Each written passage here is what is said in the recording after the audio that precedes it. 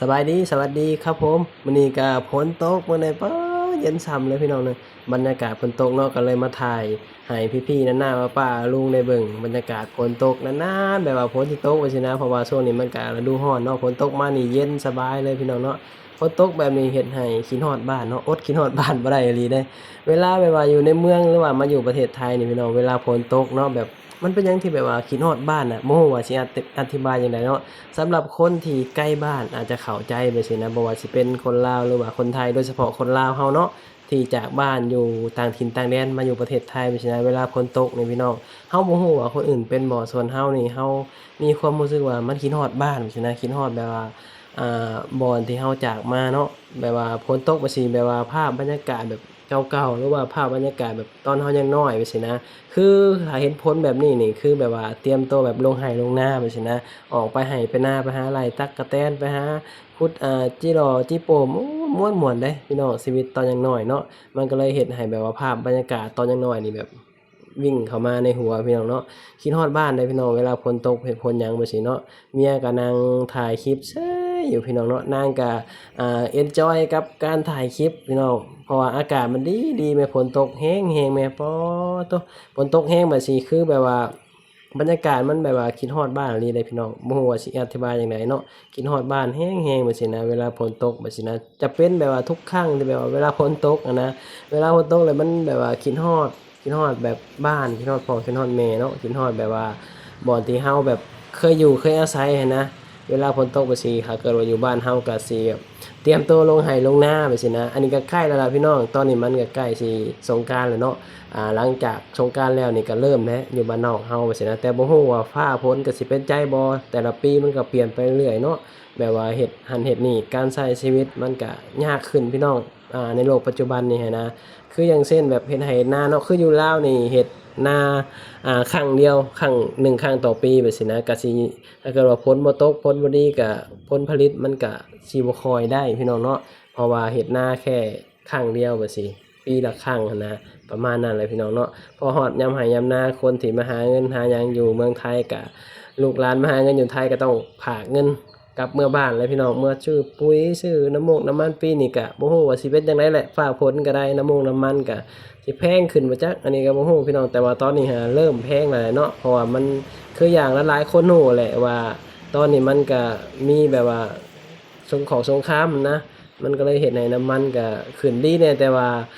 บ่ขึ้นแบบว่าบ่เป็นช่วงที่แบบว่าตอนเฮ็ดนาไปซี้นะแต่ถ้าเกิดว่าดีเลยก็บ่ต้องมีซะแบบพวกแบบว่าส่งของส่งค้าไปซี้นะพี่น้องเนาะคือเดือดร้อนไปเบิดคืออย่างเช่นเฮาอยู่ลาวอยู่หยังแบบซี้เนาะคืออยู่ลาวก็มีแต่นำเข้าอยู่แล้วว่าซี้นะน้ำมันก็นำเข้าอยู่แล้วพี่น้องก็ถ้าเกิดว่าประเทศไทยบ่ส่งให้นี่ก็หนักคือกันพี่น้องส่งจากประเทศอื่นก็สิแพงอีกราคาก็สิขึ้นอีกมันก็ปรับราคาขึ้นไปอีกก็ยากไปอีกพี่น้องเนาะก็เลยเฮ็ดให้แบบว่า วุ่นวายไปเบิดตอนนี้พี่น้องเอ้ยดีแน่แต่ว่าบ่แม่นยามเฮ็ดนาไปซี้นะถ้าเกิดว่ายามเฮ็ดนานี่ก็สิว้าวุ่นเพราะว่าน้ำมันแพงพี่น้องเนาะหาน้ำมันยากก็สิยากกันอีกบ่ได้กินข้าวกินน้ำเลยพี่น้องเอ้ยโลกปัจจุบันนี่ก็อยู่ยากขึ้นเนาะบ่ว่าสิอยู่ไสก็แล้วแต่คือแบบว่าถ้าเกิดแบบว่ามันเกิดสงครามแบบซี้มันก็ยากไปเบิดอิหยังก็ได้พี่น้องเนาะเอ้าก็สู้กันไป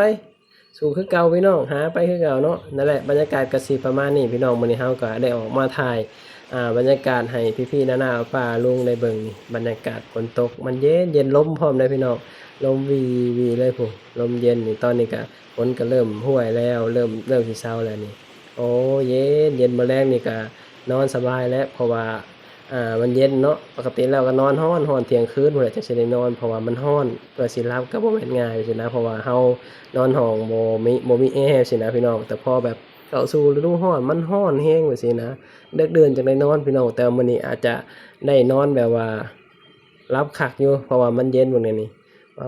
ฝนถึกต้นไม้ก็ชื้นคือคนเฮาแหละเนาะเวลาถึกฝนถึกหยังจั่งซี้มันก็ชื้นพี่น้องเบิ่งต้นไม้ก็เขียวงามเนาะโอ้บรรยากาศคิดฮอดบ้านเลยพี่น้องนี่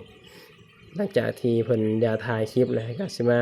ยืนเบิ่งฝนตกบ้านนี่อันนี้แรงคักพี่น้องเมียเฮานี่เนาะคำเว้าว่าคิดฮอดบ้านนี่โอ๊ยคิดฮอดแบบ จนแบบซึมพู้นแหละเพิ่นคำว่าเพิ่นได้คิดนะบ่คือคนอื่นนะคนอื่นคิดนี่แบบว่าคิดฮอดแล้วก็อ่าช้าๆไปเพิ่นนี่โอ๊ยคิดนี่โอ๊ยยันซึมพู้นแหละพี่น้องอืม บรรยากาศก็สิประมาณนี้พี่น้องดีแน่แต่ว่าเฮาอยู่เทิงดาดฟ้าเนาะเฮาก็แบบว่าได้รับลมเต็มๆเลยนี่อีกอย่างก็ฝนตกนี่ก็ดีได้มันก็สิได้แบบว่าฝุ่นมันก็สิลดไปสินะเพราะว่าอยู่ประเทศไทยก่อสร้างหลายๆไปสินะเวลาฝนตกใส่มันก็สิลดค่าฝุ่นค่าหยังลงพี่น้องประมาณนั้นแหละชีวิตในเมืองใหญ่อยู่ต่างถิ่นต่างแดนพี่น้องเนาะก็คืออย่างเขาว่าเวลาเห็นฝนตกเป็นหยังก็คิดฮอดบ้านคิดฮอดตอนเฮายังน้อยไปสินะถ้าเห็นฝนแบบนี้ก็เตรียมออกไร่ออกนาเตรียมไถหุดนาแล้วพี่น้องเนาะอยู่บ้านเฮามันก็ประมาณนั้นแหละพี่น้องเนาะคลิปนี้ก็บ่มีหยังหลายก็มาถ่ายบรรยากาศฝนตกให้พี่ๆน้าๆป้าๆลุงได้เบิ่งเนาะเพราะว่าหน้าแล้งก็มีฝนพี่น้องเอ้ยเนาะเฮาก็บ่เคยเห็นจักเทื่อเนาะปกติแล้วหน้าแล้งมันบ่มีฝนเด้หรือว่าอาจจะเป็นแบบพายุเข้าเนาะคลิปนี้ก็สิปิดคลิปไปเด้อเอาไว้พอกันคลิปหน้าบ๊ายบายสบายดีสวัสดีครับผม